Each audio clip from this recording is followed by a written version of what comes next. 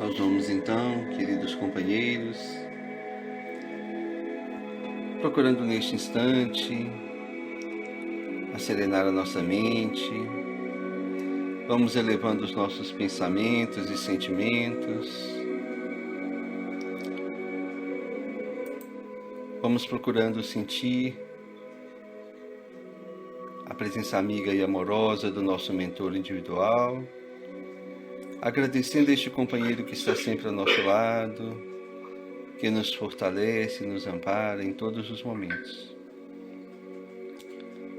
Vamos nos ligando ao mentor desta casa bendita que nos acolhe, que nos recebe, ao mentor da assistência espiritual e a todos os mentores que nos auxiliam, nos amparam nas atividades, rogando o amparo, o auxílio, a sustentação de cada uma delas. Nós vamos nos elevando ainda mais, buscando sentir a presença amiga e amorosa de nossa Mãe espiritual, Maria de Nazaré, agradecendo, Senhor, o seu carinho, o seu amor. Nós te pedimos, Mãe querida, que a luz azul do seu manto possa envolver-nos, nos trazendo paz, harmonia, serenidade. Nós te pedimos ainda, Senhora, que possa interceder por nós junto a Jesus, o seu Filho amado. E a Jesus nós agradecemos, Mestre, o seu imenso amor por nós. Agradecemos o seu Evangelho bendito e rogamos as tuas bênçãos. Que possamos sentir, Mestre, os nossos corações, as nossas mentes, envolvidos no seu amor, na sua paz, na sua luz. Dá-nos, Senhor Jesus, sabedoria, discernimento, esclarecimento e compreensão diante das situações.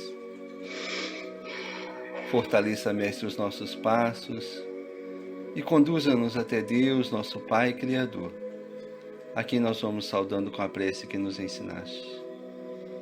Pai nosso que estais nos céus, santificado seja o vosso nome. Venha a nós o vosso reino, seja feita a tua vontade, assim na terra como nos céus. O pão nosso de cada dia dá-nos hoje, perdoe as nossas dívidas, assim como nós perdoamos os nossos devedores. Não nos deixeis cair em tentações e novas faltas, livrai-nos de todo o mal, que assim seja. E assim, na presença de Deus, nosso Pai, de Jesus, o nosso Mestre, de todos os amigos espirituais que nos auxiliam, que nos acobertam, nós agradecemos carinhosamente e rogamos o amparo, o auxílio, a proteção e a permissão para iniciarmos a nossa preleção. Graças a Deus e que assim seja. Que a paz e o imenso amor de Jesus possa nos envolver carinhosamente. Hoje nós vamos conversar um pouquinho sobre reforma íntima.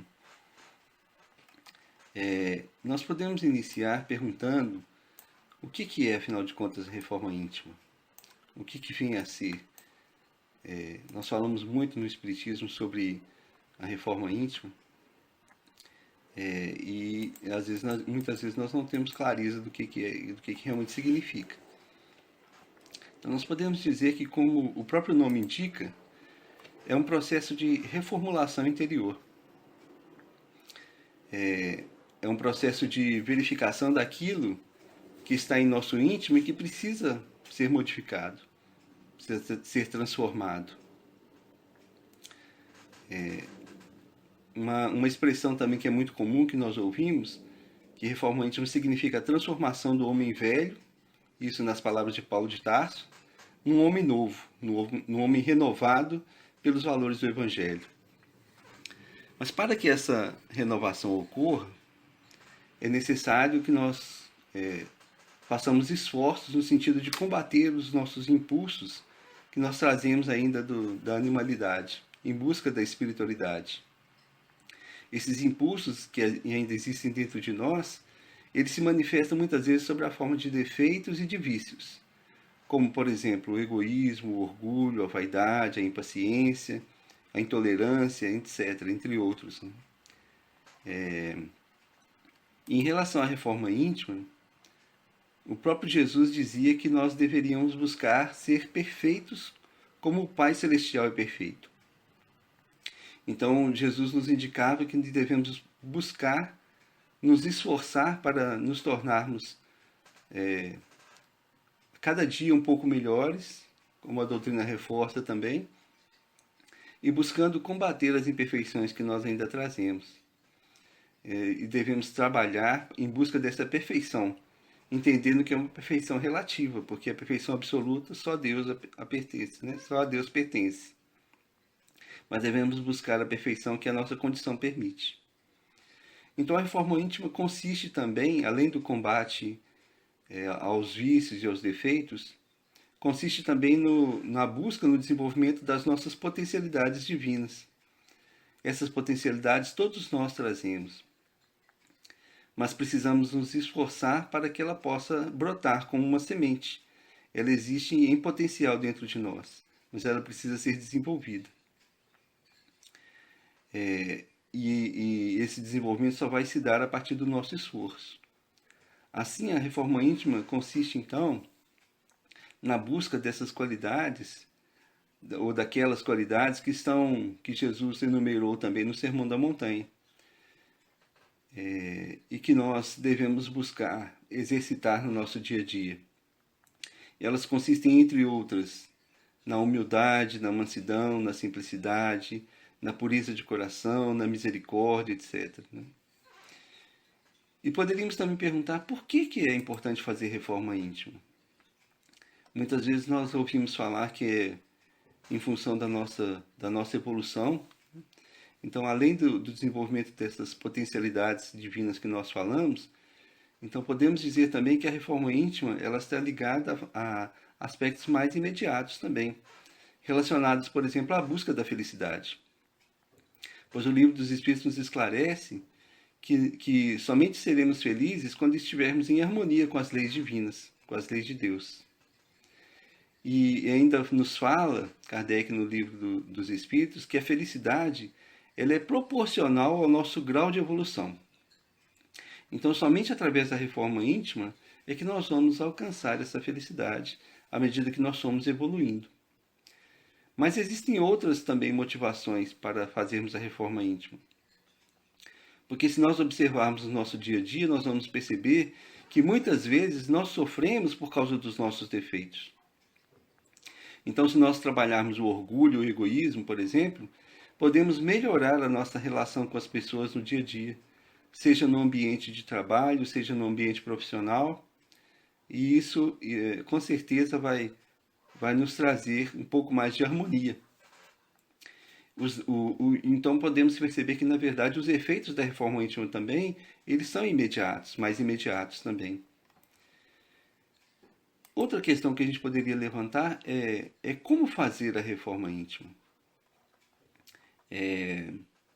Nós podemos dizer que essa reformulação interior ela está intimamente ligada à ideia de autoconhecimento.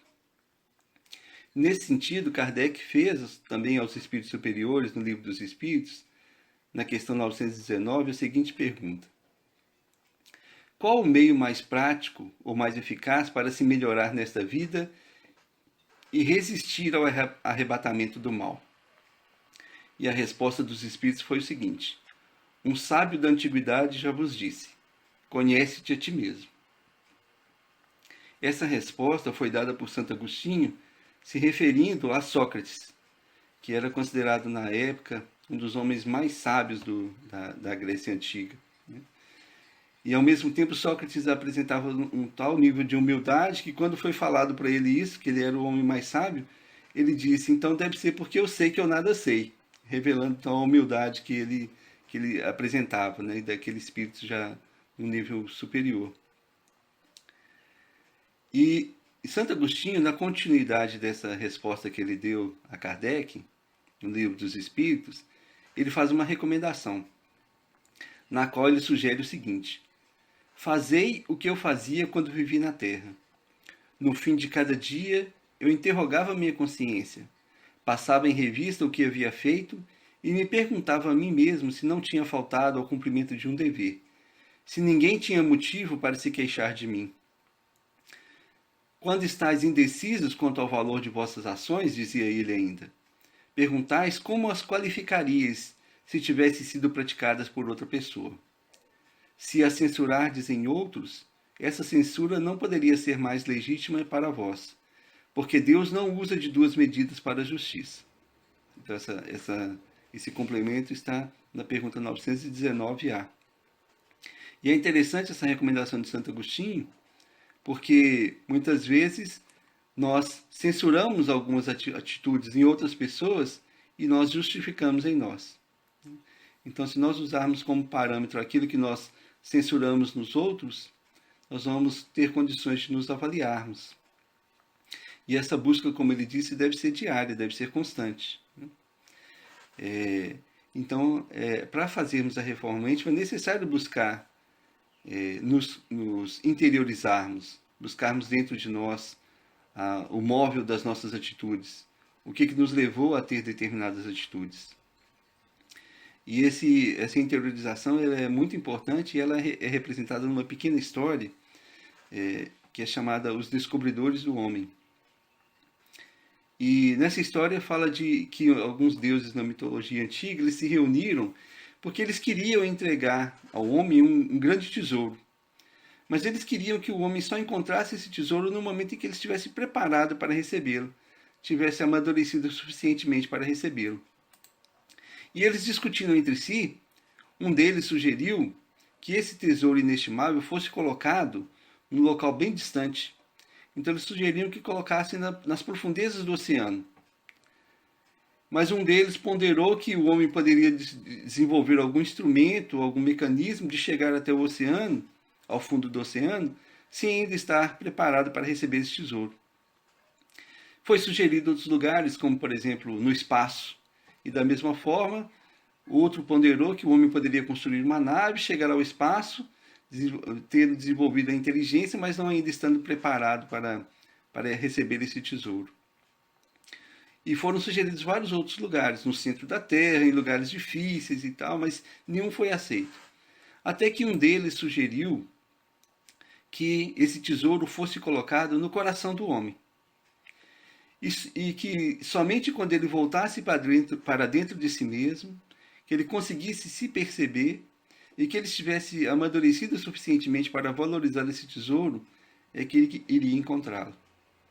Então podemos dizer que esse tesouro são as potencialidades divinas, as nossas potencialidades divinas que nós mencionamos, e que Jesus narrou tão bem em várias parábolas suas. Por exemplo, a parábola do tesouro escondido, o tesouro da pérola preciosa, todas elas representam isso. E nós só vamos encontrar esse tesouro, como o próprio Jesus falou, dentro de nós. Porque ele disse em vários momentos que o reino de Deus estava dentro de nós. Então, somente quando nós nos voltarmos para dentro de nós mesmos, é que nós vamos descobrir esse tesouro maravilhoso. E outra questão que nós podemos levantar aqui, como que nós podemos, continuando a falar, como que nós podemos fazer a reforma íntima, nós poderíamos sugerir alguns passos. O primeiro passo, poderíamos dizer que é a aceitação de nós mesmos. Ou seja, é necessário nós reconhecermos que temos algo que precisa mudar. Sem esse reconhecimento, nada é possível. Porque geralmente, como eu disse, nós temos a tendência a ver os defeitos dos outros e exercitarmos um mecanismo de defesa ou um mecanismo chamado de projeção, de somente projetarmos os nossos defeitos nos outros. Enquanto o nosso foco for no exterior, no outro, nós não vamos conseguir nos observar, nós não vamos conseguir voltar para dentro de nós buscando esse tesouro. O segundo passo é o esclarecimento. Nós precisamos conhecer, precisamos saber o que nós precisamos mudar. Então, nós precisamos conhecer os defeitos, os vícios, entender um pouco melhor como eles se manifestam. Precisamos estudar sobre o que é reforma íntima, sobre o seu processo, porque, como eu disse, nós não podemos mudar aquilo que nós não conhecemos.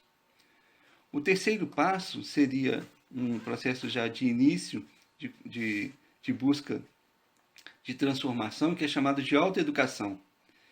neste processo consiste em colocar em prática aqueles ensinamentos que nós adquirimos através do estudo e da leitura. Somente através do exercício e da prática das virtudes é que nós vamos gradativamente mudando o nosso interior. Então não basta ficar só no campo da teoria, é necessário vivenciar, ter experiências. E essas experiências precisam ser significativas para que elas possam aos poucos ir mudando os nossos padrões de comportamento, transformando os nossos padrões a partir dos valores que nós temos na sociedade, mudando para os valores do Evangelho. Só assim nós vamos conseguir nos libertar dos atos instintivos que trazemos em nós. E por último, vemos então que o processo de transformação propriamente dito, que é o quinto passo, né, a transformação, quando então esses valores eles já foram sendo sedimentados pela experiência.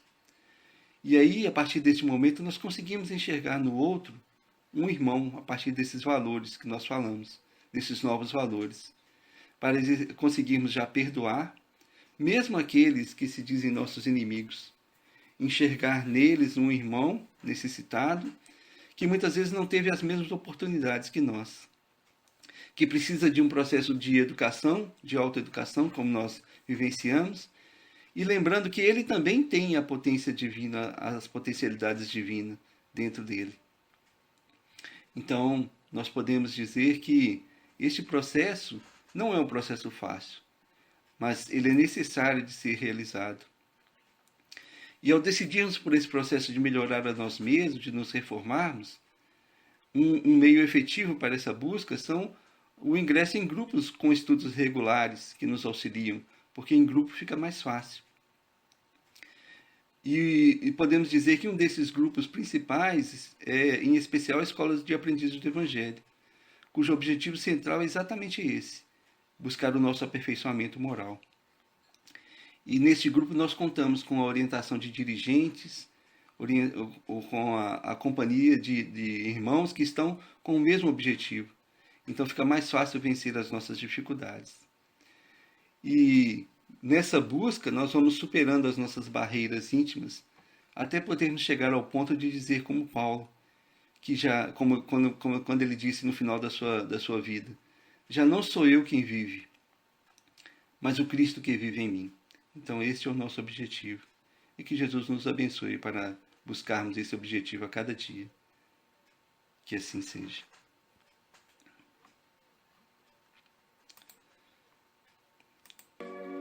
Nós vamos então, agradecendo carinhosamente a Deus, a Jesus, aos amigos espirituais, por estes momentos, e vamos abrindo os nossos corações, vibrando muito amor pelo bem universal, pela paz entre os homens, pelos países que passam por guerras, por conflitos, por catástrofes, vibrando pelo nosso Brasil. Vamos vibrando muito amor por todos os lares, para que o Evangelho de Jesus penetre em cada lar. Vamos vibrando em especial pelos nossos lares, pelos nossos familiares. Vamos vibrando muito amor por todos os nossos amigos e também por aqueles que se dizem nossos inimigos. E nós vamos deixando uma vibração de amor em aberto, para que a espiritualidade leve onde houver mais necessidade neste instante. E assim, agradecidos mais uma vez a Deus, a Jesus, a todos os amigos que nos amparam, nós pedimos a permissão para encerrarmos as nossas vibrações. Graças a Deus e que assim seja.